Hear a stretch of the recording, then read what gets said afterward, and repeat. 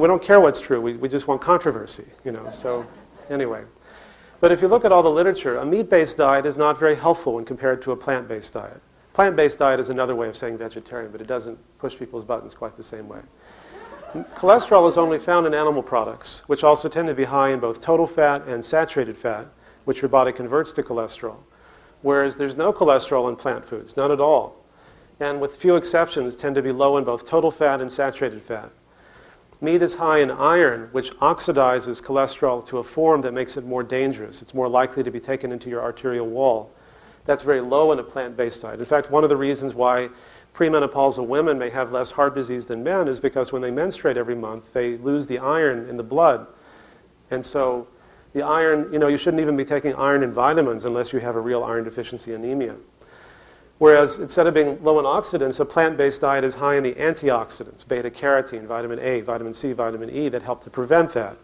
They also help to prevent the formation of what are called free radicals, which are not Jane Fonda in her earlier days, but have to do with substances that can promote aging and cause cancer. And the final thing is that there's no fiber in meat, which is high in a plant-based diet.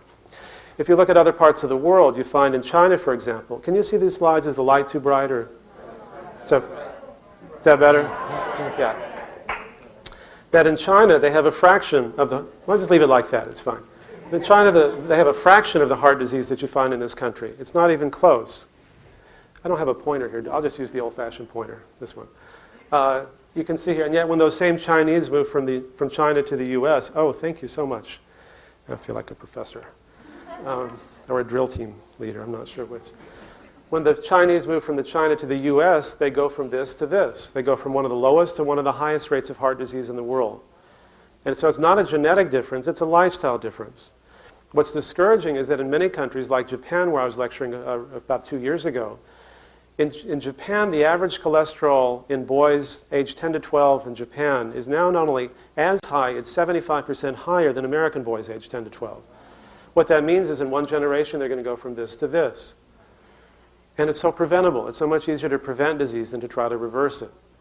And it's not just heart disease. Colon cancer is a fraction of what you find in this country. So is prostate cancer in men, and lung and ovarian cancers, breast cancer in women, osteoporosis, diabetes, hypertension, obesity. A wide range of what are called degenerative diseases are directly linked to the intake of animal products, especially red meat. If you look at vegetarians in this country, Seventh-day Adventists have 3 times less fatal coronary heart disease than non-vegetarians. Many years ago, Dr. Frank Sachs, who's at Harvard now, and I we actually drew blood at the ashram in Connecticut, at the Satchidananda ashram in Connecticut. We looked at all the cholesterol levels. We found they were much lower than people in the general public of the same age. So the diet that I think is optimal, certainly for reversing heart disease, is much lower in fat than most people eat. It's about 10% fat. The average American eats about 40% fat. The American Heart Association recommends 30% fat. Now the problem, a 30% fat diet means less red meat, more fish and chicken, take the skin off the chicken, 4 eggs a week, and so on. The problem with a 30% fat diet, it doesn't work. It just doesn't work. Studies have shown your cholesterol level comes down by only about 5%. In fact, one study came out a year ago, and they said, why even bother? Just put everyone on drugs. Diet doesn't work. In our study, cholesterol levels came down by 40% on average. Many people came down even more than that. It also means if you lose weight, you gain it back. It means, worst of all, if you have heart disease, that your heart disease gets worse over time. And in every study that's come out, and there are over a dozen, if you have heart disease and you only go on they should do something different. And they say, well, no one will change their diet more than that, so we won't even tell them. Which to me is somewhat like telling people who smoke, well, we know you won't quit smoking, it's too hard, so just cut back from 3 packs a day to 2 packs a day, because it's too hard to quit. Well, it is hard to quit smoking. In fact, nicotine is as addictive as cocaine or crack in most studies.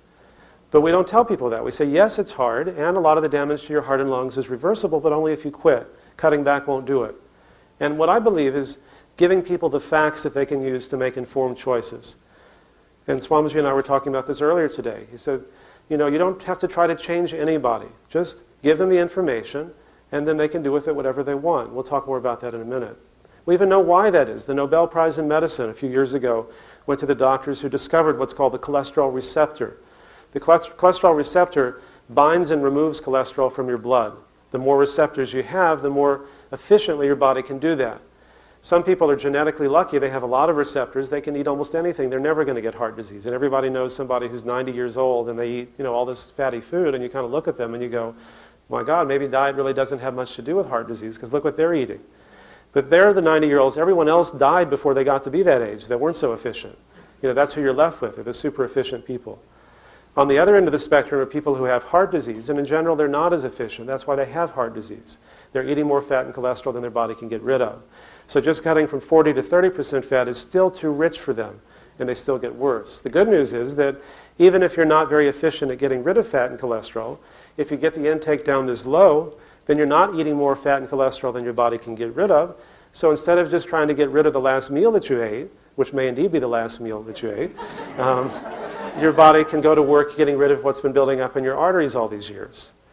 And really that's what Swamiji's whole message has been, at least as I understand it, for all these years that I've been studying with him, which is that your natural state is to be healthy. You don't have to get something to make you healthy. You just have to stop disturbing it. And nowhere is that more true than in heart disease.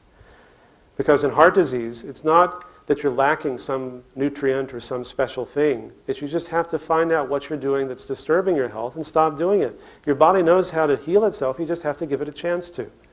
If 3 times a day you're eating more fat and cholesterol than your body can get rid of, it has to go somewhere, so it goes in your arteries. If you just stop doing that, your body can begin to heal. If you're 20, 40 times a day smoking cigarettes, your body can't get rid of them faster than you're putting the nicotine in. If you're under chronic stress and not managing it well, your body never really gets a chance to recover.